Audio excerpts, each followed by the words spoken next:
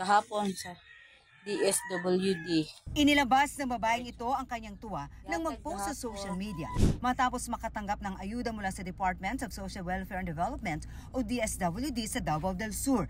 Ipinakita pa na nagdadalang taong recipient ang sobrang may lamang 10,000 pisong cash aid sa ilalim ng Assistance to Individuals in Crisis Situation Program o AICS.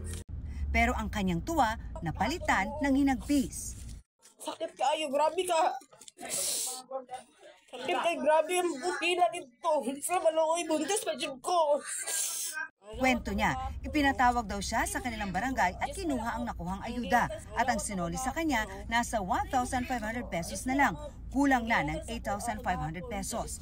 Ang viral social media post umani ng samot-saring reaksyon at nakarating na rin sa DSWD.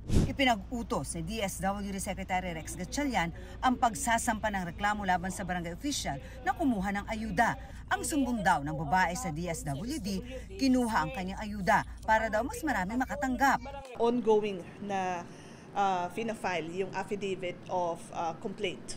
Dahil nga nakikita natin na may grave abuse of authority yung barangay official dahil kinuha yung halaga na natanggap mula sa DSWD. Tinitignan din natin yung graft and corruption, coercion, kasi maaari namang yan na mag-fall under robbery. Hiningan namin ng pahayag ang itunuturong barangay official.